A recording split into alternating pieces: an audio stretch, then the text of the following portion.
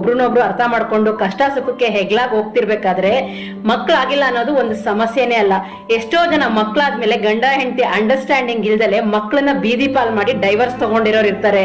ಎಷ್ಟೋ ಮಕ್ಳನ್ನ ಕಷ್ಟಪಟ್ಟು ತಂದೆ ತಾಯಿ ಓದಿಸಿ ಹಗಲು ರಾತ್ರಿ ಚೆನ್ನಾಗಿ ಓದಬೇಕು, ಲಾಯರ್ ಆಗ್ಬೇಕು, ಬಿಸ್ನೆಸ್ ಮ್ಯಾನ್ಗಳಾಗ್ಬೇಕು, IT ಗೆ ಹೋಗ್ಬೇಕು, ಸಾಫ್ಟ್ವೇರ್ಗೆ ಹೋಗ್ಬೇಕು, ಹಂಗಾಗ್ಬೇಕು ಹಿಂಗಾಗ್ಬೇಕು ಅಂತ ಫಾರಿನ್ ಕಳಿಸ್ತಾರೆ.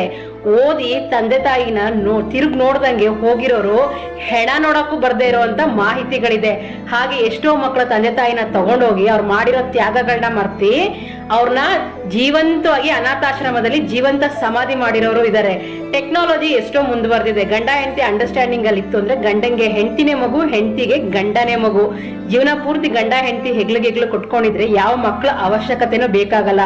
ಆದ್ರೆ ಒಳ್ಳೇದು. ಆಗಿಲ್ಲ ಅಂದಾಗ ಅವ್ರಿಗೆ ಹೋಗಿ ಆಲ್ರೆಡಿ ಅವ್ರು ಮಾನಸಿಕವಾಗಿ ಖಿನ್ನತೆಯಲ್ಲಿ ಇರ್ತಾರೆ. ಅಯ್ಯೋ ನಮಗ್ ಮಕ್ಳಾಗಿಲ್ವಲ್ಲ ಅಂತ ಯಾವ ಗಂಡ ಹೆಂಡತಿನೂ ಬೇಡ ಅಂತ ಅನ್ಕೊಂಡಿರಲ್ಲ. ಆಗ್ಲಪ್ಪ ಅನ್ನೋದೇ ಇರುತ್ತೆ. ಆಗದೆ ಇದ್ದಾಗ ಹೋಗಿ ಅವ್ರ ಅತ್ತೆ ಮಾವನ ಹತ್ರ ಹುಳಿ ಹಿಂಡೋದು, ಅವ್ರ ಮನೇಲಿ ಹುಳಿ ಹಿಂಡೋದು, ಗಂಡ ಹೆಂಡತಿ ಮಧ್ಯೆ ಹುಳಿ ಹಿಂಡೋದು.